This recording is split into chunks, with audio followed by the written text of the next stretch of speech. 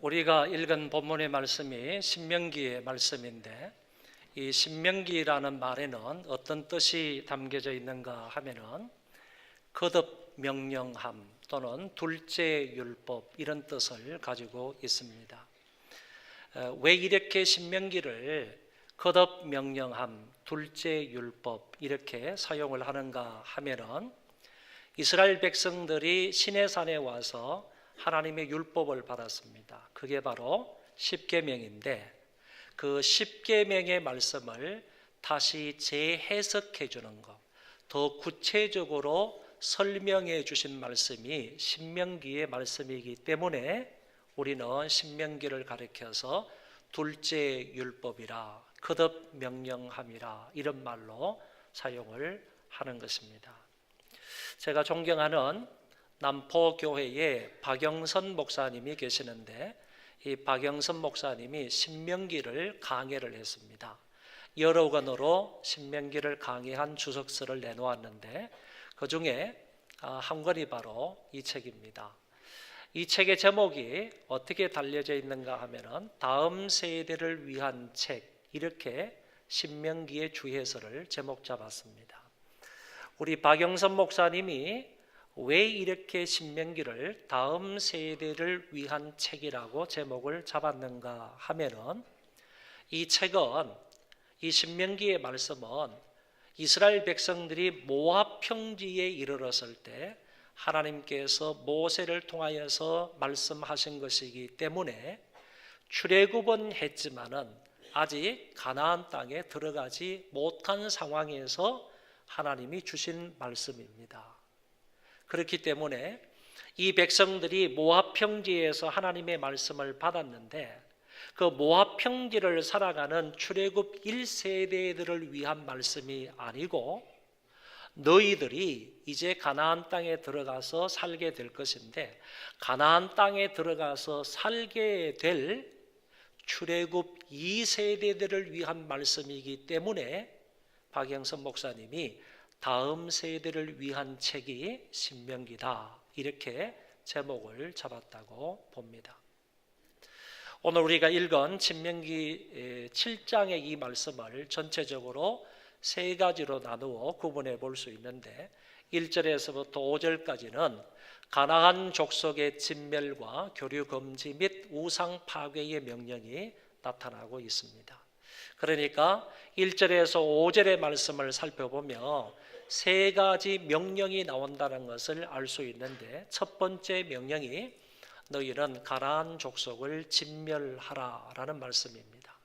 진멸하라는 것은 하나도 남기지 말고 완전히 쫓아내라, 완전히 멸망시켜라 하는 그런 말씀입니다. 성경에 보면 그 가나안 땅에 살고 있는 사람들이 어떤 사람이었는가 하면은 이런 7개 부족의 사람들이 살고 있었습니다. 헷 족속과 기르가스, 그리고 아모리, 가나안, 브리스, 히위, 여부스 족속이 살고 있었습니다.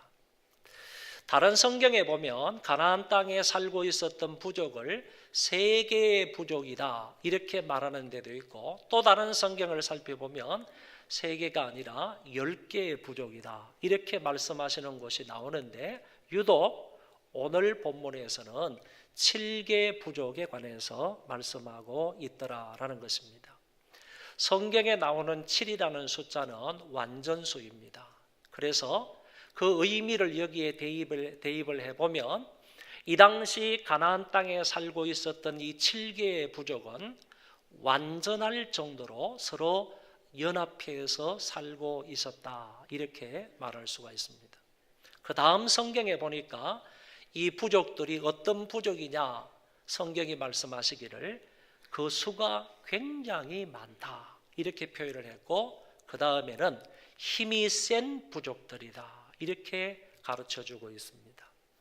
그러니까 완전할 정도로 이 7개 부족이 가나안 땅에 살면서 완전히 하나의 연합체를 이루고 살아가는 그런 민족들이다.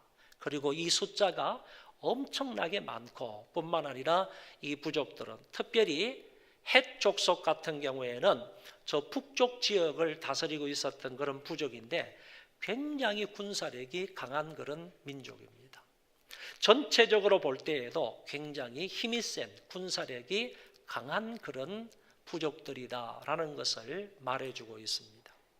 결국에는 너희들 힘으로는, 이스라엘 백성들 너희들 힘으로는 결단코 이 7개의 부족을 무찌르거나 아니면 쫓아내거나 진멸할 수가 없다라는 사실을 하나님이 말씀하고 계시는 것과 같습니다.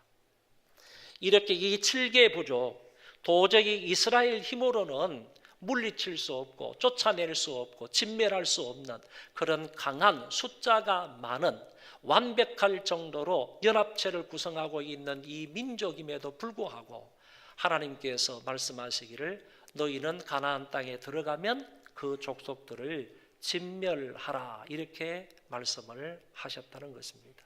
진멸하라 하는 말씀뿐만 아니라 그들과 언약을 맺지 말고 그들과 절대로 타협하지 말라는 거예요. 한 사항이라도 절대로 그들과 타협하지 말고, 그리고 그들을 불쌍히 여기지도 말라. 우리 좀 살려주세요 애원을 해도 그 사람들을 살려두지 말고 완전히 진멸해 버리라. 하나님이 이렇게 첫 번째 명령을 하신 것입니다.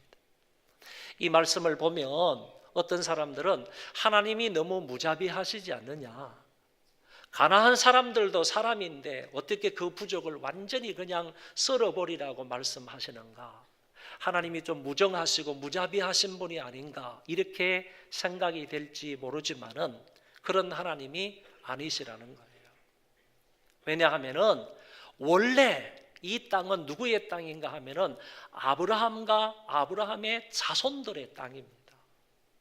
이 가나안 땅은 원래 하나님께서 아브라함에게 약속을 하셨어요. 오래전에 말씀하시기를 이 가나안 땅을 너와 내 자손들에게 주겠다라고 하나님이 약속을 하셨단 말이지.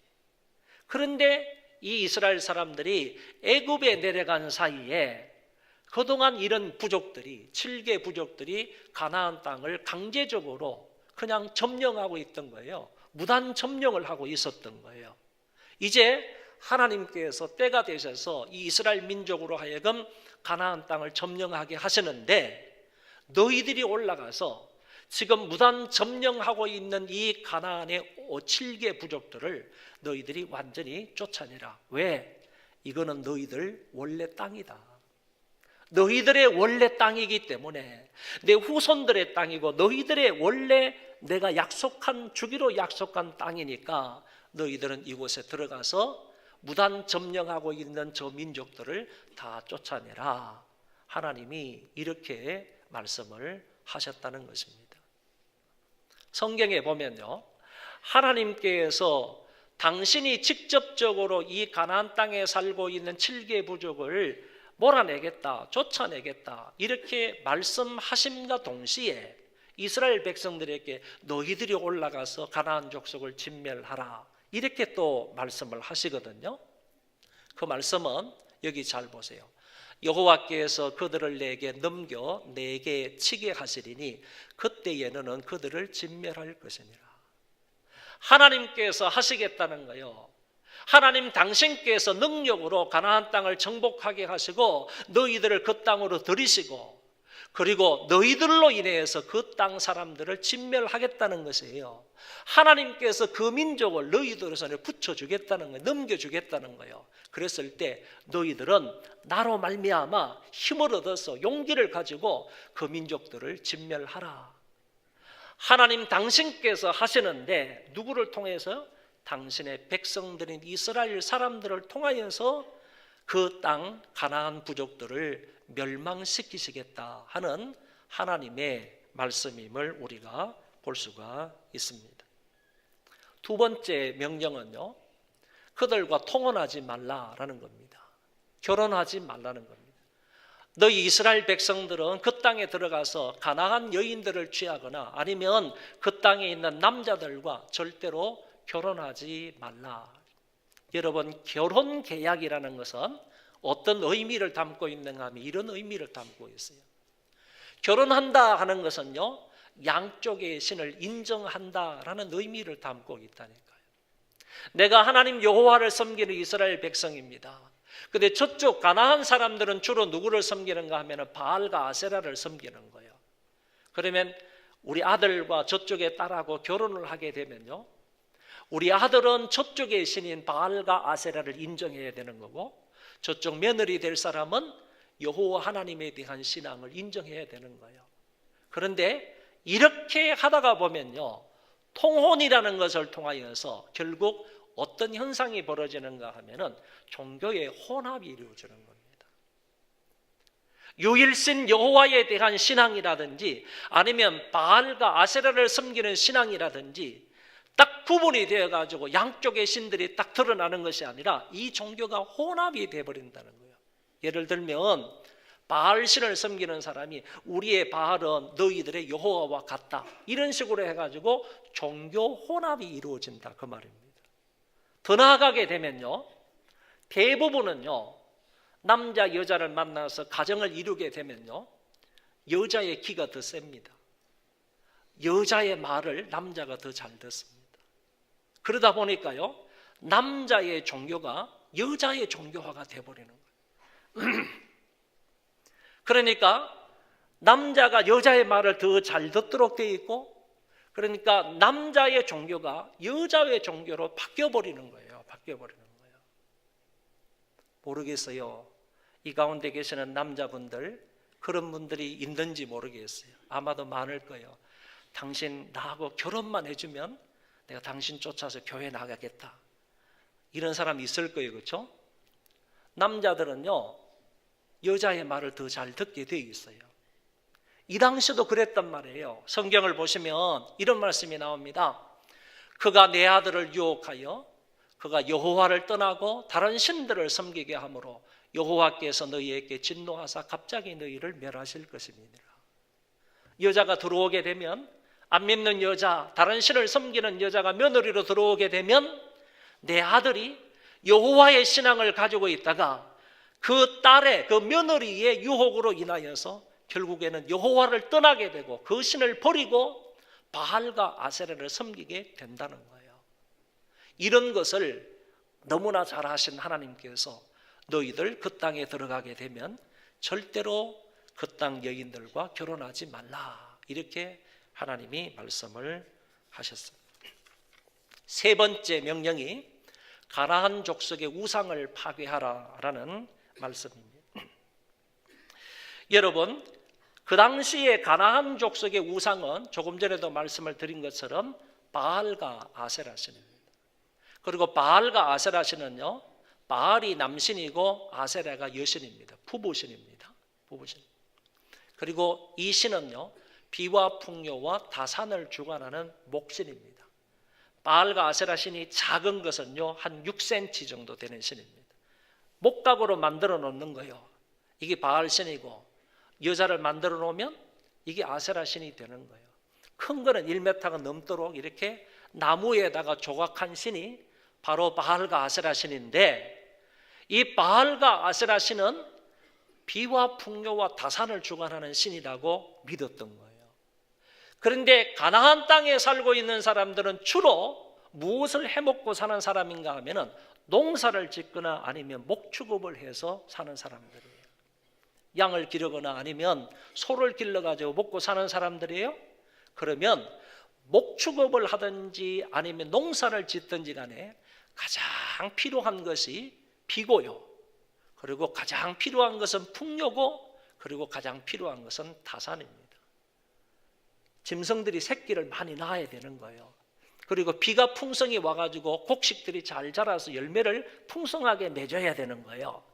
그러니까 농사를 짓는 사람이나 아니면 목축업을 하는 사람에 있어서는 바알과 아세라 신을 섬기지 않으면 안 되는 거예요. 환경적으로, 상황적으로 그렇게 되어 있단 말이지. 이렇게 바알과 아세라 신을 섬기고 있는 그 가나안 부족들이기 때문에 하나님께서 그 사람들을 진멸하라, 그 사람들과 통혼하지 말라, 그리고 그 사람들 가운데 있는 이와 같은 바알과 아세라의 목신들, 이런 것들을 다 깨부셔라, 불태워버리라, 이런 것들을 다 파괴하라, 하나님께서 말씀을 하셨어요.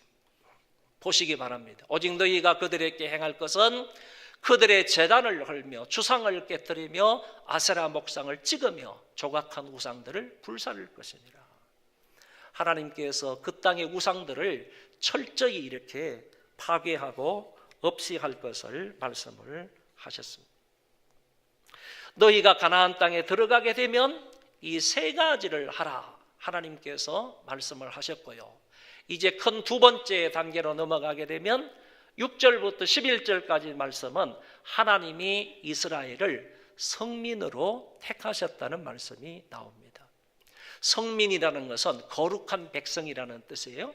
여기 너는 여호와 내 하나님의 성민이라. 내 하나님 여호와께서 지상 만민 중에서 너를 자기 기업의 백성으로 택하셨다니.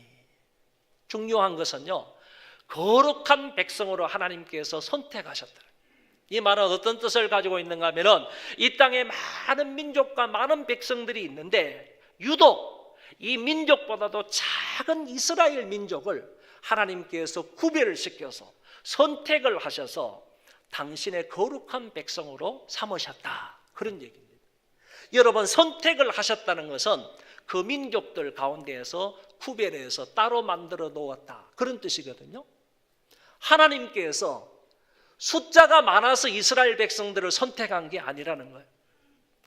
그들 가운데에서 뭐가 잘난 것이 있어서 하나님의 선택을 받을 만한 그런 조건이 있어가지고 하나님이 그 민족을 당신의 거룩한 백성으로 선택한 게 아니라는 거예요.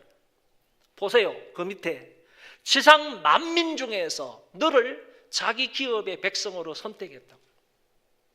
만민 중에서요, 그렇게 수많은 사람들 가운데서 하나님께서 적은 이스라엘 백성들을 당신의 거룩한 백성으로 선택하시고 삼으셨다는 거예요. 그들이 뭐가 숫자가 많아서 선택했습니까?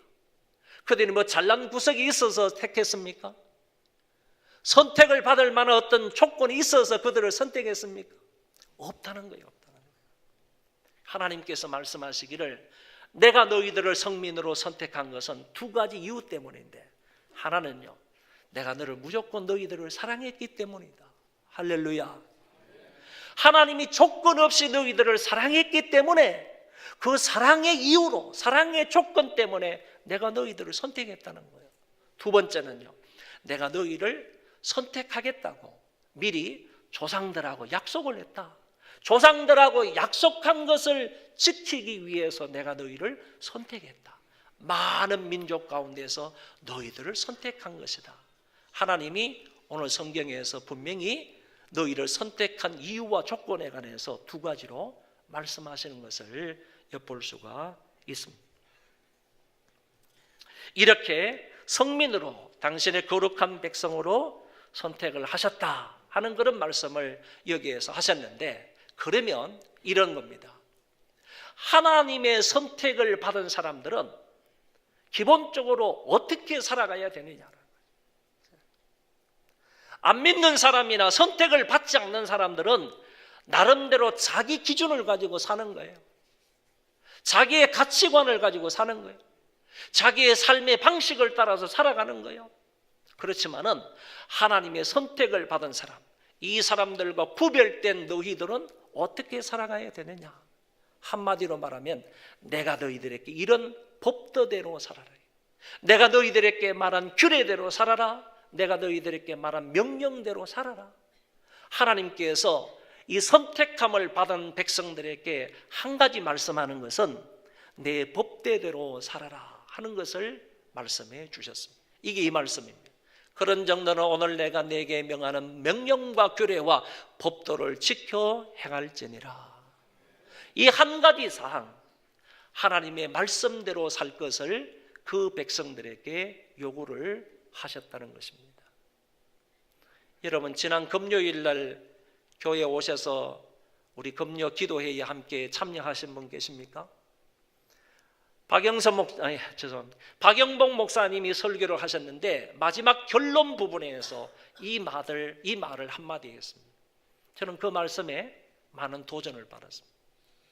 여러분, 박영복 목사님의 설교를 많이 들으시면 좋겠어요. 박 목사님이 설교할 때마다 여러분들은 정말 주의하고 집중해서 말씀을 잘 들으시면 좋겠어요. 우리 박 목사님은 참 훌륭한 학자입니다. 여러분, 화란에서 자유대학에서 구약학으로 박사학위를 받기가 쉬운 게 아니에요. 화란 자유대학을 나온 사람이 그렇게 많지도 않을 뿐만 아니라 자유대학에서 구약으로 신학 박사학위를 받기가 쉽지 않은 사람이에요.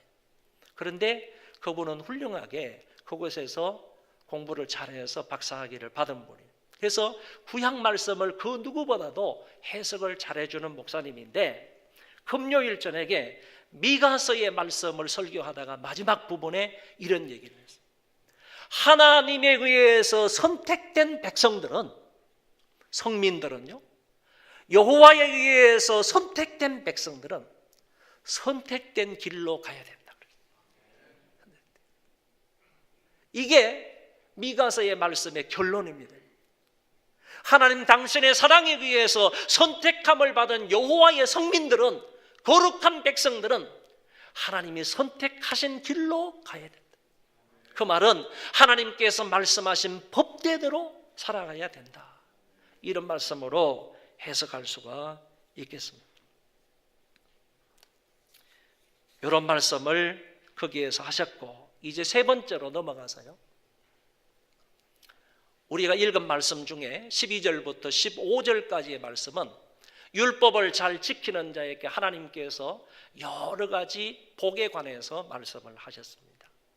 보시면 앞으로 이 백성들이 차지하게 될 그 땅은요, 하나님에 의해서 약속된 축복의 땅이기는 하지만 이스라엘 백성들 입장에서 볼 때는 미지의 땅입니다.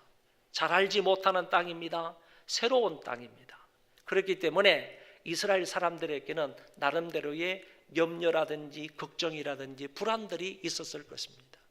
과연 하나님의 말씀대로 우리가 저 땅에 들어가 가지고 저 땅을 점령할 수가 있을까? 그리고 과연 우리가 저 땅을 점령하여 살게 된다면 우리는 무엇을 해먹고 살지? 농사를 지을까? 아니면 양을 기를까? 소를 키울까? 걱정을 할 겁니다. 자녀들 교육은 어떻게 시키지? 혹시나 내가 저 땅에 들어가 가지고 아무것도 없는 그 땅에 가서 내가 내 몸이 병들면 어떻게 하지? 내 몸이 연약해지면 내가 어떻게 하지? 이런 불안과 근심 걱정이 있었을 것입니다.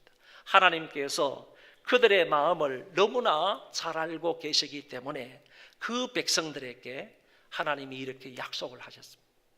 그 약속의 말씀이 뭐냐? 너희가 이 모든 법도를 듣고 지켜 행하면 내 하나님 여호와께서 내 조상들에게 맹세하신 언약을 지켜 내게 무엇을 베푸실 것이라?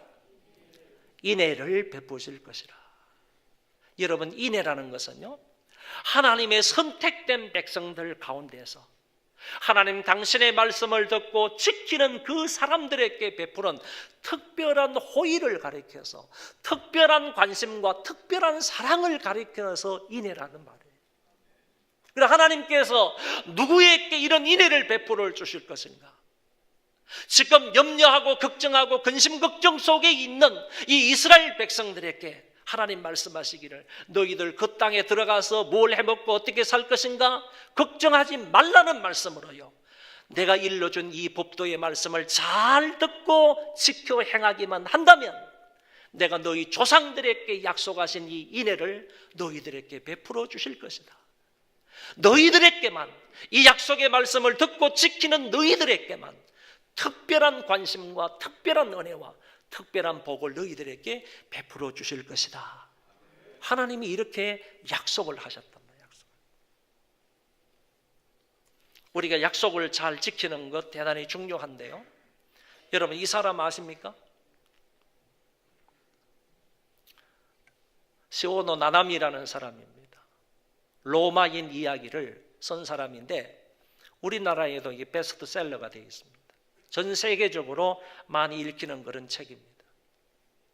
그런데 이 여성 작가가 이 로마인 이야기에서 핵심된 내용을 이렇게 얘기합니다. 무슨 얘기를 하는가 하면은, 로마인은요, 지성적인 측면에서는 그리스인만 못하다 그랬어요. 지적인 부분에 있어서 로마 사람들은 그리스 사람들보다 못했다는 얘기입니다. 체력적인 면에 있어서는 게르만 민족보다도 못했다. 그리고 기술적인 면에 있어서는 에트루리안 사람들보다도 못했다. 그리고 경제적인 부분에 있어서는요, 칼타고 사람들보다도 못했다. 주위에 있는 내노라 하는 그런 민족들과 비교해 볼 때 로마 사람들이 그런 사람들에 비해서 지성이나 체력이나 기술이나 경제 이런 부분에 있어서 못했다는 겁니다. 연약했다는 겁니다. 부족했다는 겁니다. 그럼에도 불구하고 어떻게 해서 이 로마 사람들이 수백 년 동안 전 유럽을 지배하고 전 유럽을 통치하는 이런 부강한 나라가 될 수가 있었느냐? 한 가지를 들고 있습니다. 그게 뭐냐 하면은 로마 사람들은 이런 부분에 있어서는 타 민족보다도 약했지만은 하나 강한 것이 있었는데 그 강한 것이 뭐냐 하면은 이 사람들은 법과 제도와 원칙은 그 누구보다도 잘 지켰던 사람이다. 법과 제도와 원칙은 이 로마 사람들이 탁월하게 잘 준수했다는 얘기입니다. 법을 지키는 데 있어서는요, 로마 사람 따라갈 수가 없다는 거예요. 제도를 만들어 두었다든지 아니면 원칙을 세워놨다면 그 제도와 원칙을 지키는 데 있어서는 그 어떤 민족도요, 로마 사람을 따라갈 수가 없었다는 얘기입니다. 이것으로 인하여서 그 로마가 전 세계를 지배할 수 있는 강한 부강한 나라가 될 수가 있었다라고 이 작가가 이야기를 하고 있습니다. 사랑하는 성도 여러분, 우리도 마찬가지입니다. 하나님께서 말씀하시고 하나님께서 제도하신 것, 하나님께서 원칙을 세워주신 것, 그거를요 우리도 귀담아 잘 듣고 그 말씀에 준행해 나간다면 하나님께서 반드시 저와 여러분에게 은혜와 복을 주시겠다고 약속을 하셨습니다. 성경 말씀을 보시기 바랍니다. 13절 14절 말씀인데 하나님께서 그런 사람에게 어떤 복을 주시겠다고 하셨는지 다 같이 한번 읽어보겠습니다. 시작.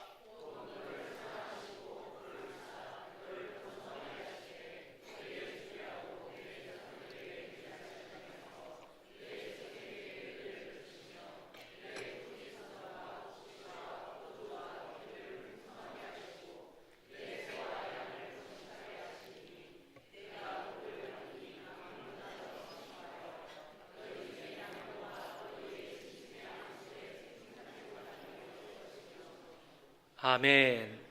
자, 여기 말씀에요.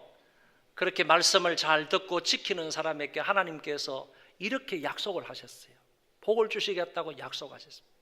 그런 사람을 사랑하시고요, 복을 주시고 번성하게 하시고, 그리고 내 소생에게, 자식이라는 얘기입니다. 내 자식들에게 은혜를 베푸시며 토지소산과 곡식과 포도주와 기름을 풍성하게 하시고, 그 다음에 소와 양을 번식하게 하시리니 14절 말씀, 내가 복을 받음이 만민보다 훨씬 더하여, 내가 복을 받음이 만민보다 우승하게 하겠다는 겁니다.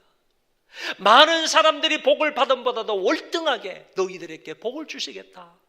하나님이 이렇게 약속을 하시고, 너희 중에 남녀와 너희의 짐승의 암소에 생육하지 못함이 없을 것이다.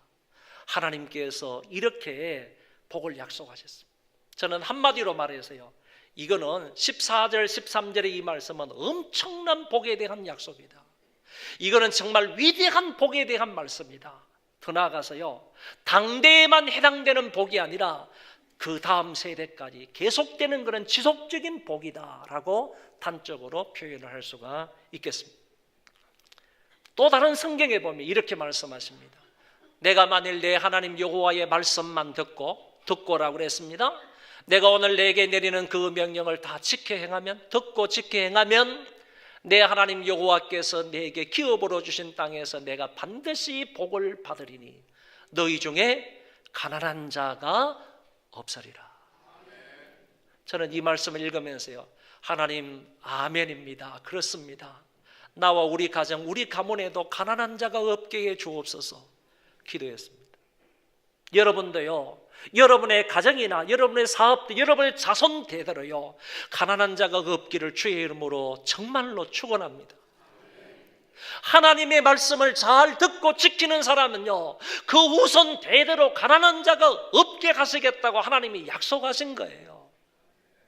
가난한 자가 없게 되는 복이 있기를 바랍니다. 다음에 또 보세요. 이거는 예수님과 관계되어 있는 말씀인데요, 예수 그리스도의 은혜를 너희가 알거니와 부요하신 자로서, 예수님은 부요하신 분이에요. 너희를 위하여 가난하게 되시면 그의 가난함으로 말미암아 너희를 부요하게 하려 하심이니라. 예수님께서 이 세상에 오신 것은요, 나로 하여금 영적으로 부자가 되게 하시기 위해서, 육적으로 부자가 되기 위해서, 하게 하시기 위해서 오셨다는 말씀이에요. 부요하게 한다 하는 이 말은 부자가 되게 한다, 그런 말씀입니다. 주님이 이 세상에 오신 것은요, 영육적인 부자가 되기 위해서 오셨다라는 사실을 말씀해 주고 있어요. 또 다른 말씀을 보면 할렐루야 여호와를 경외하며 그의 계명을 크게 즐거워하는 자는 복이 있도다. 그의 후손이 땅에서 강성하며 정직한 자들의 후손에게 복이 있으리로다. 또 성경을 보십시오. 그 뒷부분의 말씀을 보면요, 명령을 지켜 행하며 내 하나님 여호와께서 너를 세계 모든 민족 위에 뛰어나게 하실 것이라. 할렐루야. 여러분, 세계 민족 가운데 뛰어나게 되는 복이 어느 정도 복이겠어요? 저는 우리 성도들이 적어도 이런 것에 대해서 좀 소망을 가졌으면 좋겠어요. 이런 것에 대해서 좀 소원을 가졌으면 좋겠다는 말이에요. 나는 안 되더라도 우리 자손들이요, 정말로 하나님을 이렇게 잘 섬기는 것을 통하여서 내 후손들이, 우리의 자식들, 우리의 손자 손녀들이 세계 민족 가운데서 좀 으뜸이 되는 그런 사람이 되었으면 좋겠어요. 이런 것을 좀 꿈꾸어 보자는 게 이제 소원해 보자는 거 아닙니까? 희망을 가져보자는 겁니다. 또 다른 성경 한번 보세요. 이거는요, 다윗과 관계되어 있는 말씀이에요. 다윗은 정말 평생에 걸쳐서 하나님을 얼마나 잘 섬겼습니까? 하나님의 말씀을 사랑해서 늘 가까이 하면서, 다윗은요, 성경에 보면 내가 날마다 주야로 하나님의 말씀을 읊조리나이다 그랬습니다. 하나님의 말씀을 입에 붙이고 살아갔던 사람이 다윗이에요. 그런데 하나님께서 그 다윗을 어떻게 복 주셨는지 보세요. 내 백성의 다툼에서 건지시고 나를 보존하사 모든 민족의 으뜸으로 삼으셨습니다. 그런 다윗을 하나님께서 모든 민족의 으뜸으로 삼으셨다. 내가 알지 못하는 백성이 나를 섬기리. 다윗이 알지 못하는 백성들, 다윗이 알지는 못하는 민족이요, 다윗을 섬기게 되었다는 겁니다. 그 사람들에 의해서 섬김을 받는다는 거예요. 자기가 알지 못하는 사람인데, 자기가 알지 못하는 민족인데 그 사람들로 인하여서 다윗이 섬김을 받게 되었다는 거예요. 이런 놀라운 복에 관해서 말씀을 하고 있습니다. 그 다음에요, 이런 것뿐만 아니라 하나님께서 질병으로부터도 보호해 주실 것이라고 약속해 주셨습니다. 15절 말씀 한번 읽어봅시다. 시작. 모든 질병을 내게서 멀리하사 애굽의 악질에 걸리지 않게 하겠다. 여기에서 멀리하사 하는 이 말이 정말 중요한 말씀인데요, 제거하다, 물리치다, 그런 얘기입니다. 여러분, 제거하다는 말은 그 속에 있는 것을 하나님이 뽑아버려서 그것을 없애주신다, 그런 말이에요.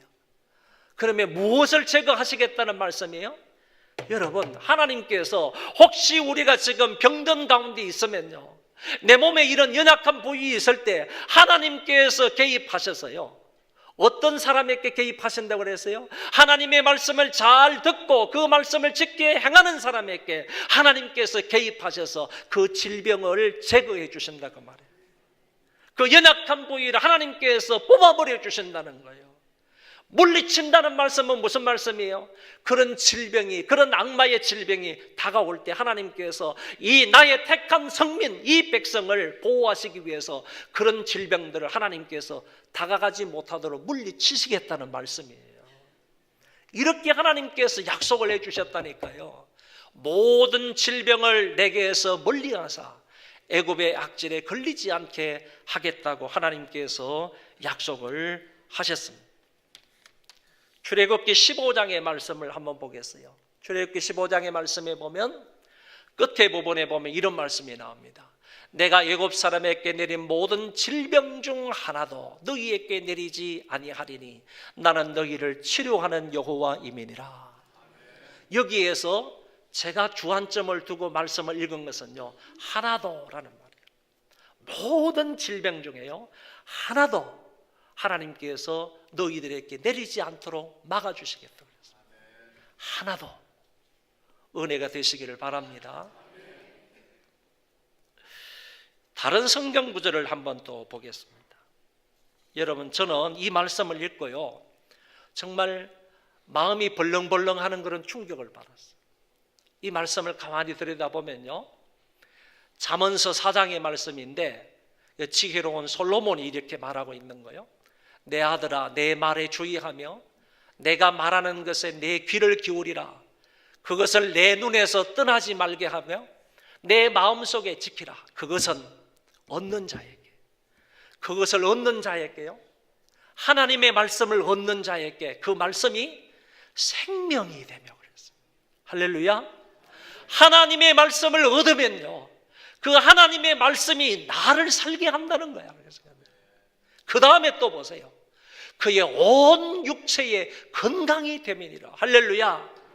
하나님의 말씀이 내 온 육체의 건강이 된답니다. 하나님의 말씀이 내 안에 들어오게 되면요, 그 하나님의 말씀이 살아있는 생명의 말씀이기 때문에 그 말씀이 나의 온 육체의 건강이 된다는 겁니다. 여러분들 온 육체에 하나님의 말씀이 건강하게 하실 줄 믿습니다. 그러니까 얼마나 기가 찬 말씀으로 하나님께서 우리에게 여러 가지 말씀을 통해서 약속을 하셨느냐고. 하나님의 말씀을 잘 듣고 지키는 사람에게 이런 놀라운 약속을 해 주셨다는 말입니다. 오늘 한국 사람들은요, 56%가 고혈압과 당뇨병과 만성질환에 시달리고 있다고 합니다.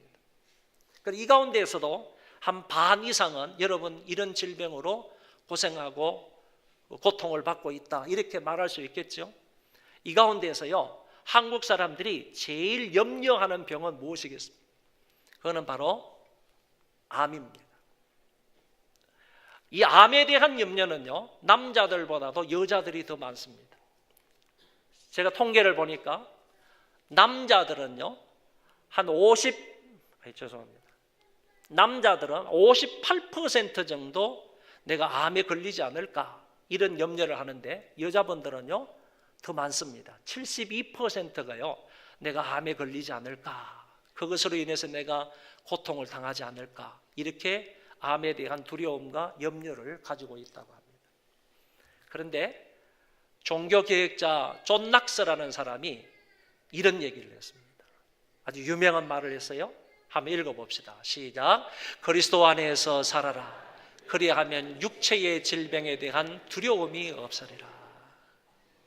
우리가 하나님의 말씀을 따라서요, 하나님의 그 말씀을 따라서 살고 주 안에서 살아가게 되면요, 육체의 질병에 대한 염려, 이런 것들을 극복할 수 있다는 말씀. 존 낙스가 오래전에 이 얘기를 한 겁니다. 다시 한번 읽어드릴게요. 그리스도 안에서 살아라. 그리하면 육체의 질병에 대한 두려움이 없으리라. 할렐루야. 주 안에 살아가시기를 바랍니다. 하나님의 말씀을 잘 듣고 실천하며 살아갈 수 있기를 바랍니다. 마지막으로 제가 여러분들에게 이 사람을 한번 소개하겠어요. 이 사람에 대해서 여러분 잘 아시는지 모르겠어요. 결론의 말씀은 여러분들이 인터넷을 통해서 보시도록 하고요.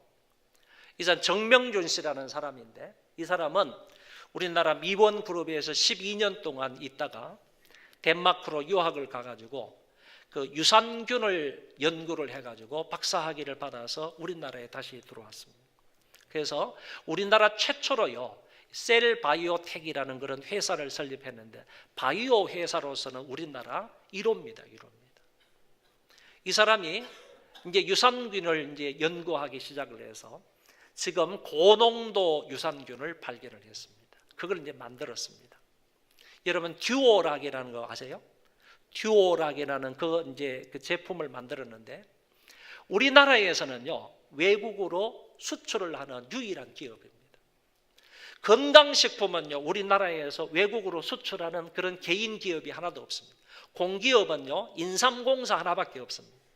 인삼공사에서만 건강식품을 다른 나라로 수출을 하는데, 개인 기업으로서는요, 건강식품을 다른 나라로 수출하는 그런 기업이 이 셀바이오텍 하나밖에 없습니다. 그런데 이 셀바이오텍에서 고농도 유산균을 발견을 해가지고 그거를 만들어가지고 어디에 수출을 하는가 하면은 유산균의 왕국이라고 말할 수 있는, 유산균이라 그러면 그 최고의 권위를 가지고 있는 덴마크라는 나라에다가 유산균을 수출하는 거예요. 수출하는데 그 시장을 57%를 점령하고 있다. 덴마크의 유산균 시장을 이 사람 회사의 제품이 57%를 점령하고 있는데 전 세계 40여 개국에 이 수출을 하고 있다고 합니다. 1년 매출이 한 220억 원 이상이 된다고, 2011년 기준으로요. 220억 원 이상이 된다고 하는데, 이 사람 회사는요, 지금 50여 명의 그 전문인들이 있습니다. 연구를 하는 전문인들이 있는데, 다 박사학위를 받은 사람들이 50여 명이 모여서 연구를 하고요, 또 다른 직원들이 한 50여 명이 된다고 합니다. 우리나라에서요, 바이오 산업의 1인자이고 이 사람이 많은 상도 받았습니다. 그리고요, 세계적인 특허를 5개 가지고 있는 사람. 미국의 FDA 같은 데에서도 특허를 얻은 사람인데, 세계적인 특허를요 하나만 가져도 이거는 대단한 기업입니다. 이게 보통 기업이 아니에요. 그런데 세계 기업, 세계에서 인정을 받는 특허를요 5개나 가지고 있는 사람입니다. 이 사람이 회사를 시작하면서요, 하나님 앞에 무릎을 꿇고 이렇게 기도한 거예요. 하나님 회사를 성경 말씀으로 운영하게 하옵소서. 이렇게 기도를 하면서 회사를 시작을 했고, 아침마다 모여서 전 직원들이 하나님 앞에 예배를 드리고 하루 일과를 시작했습니다.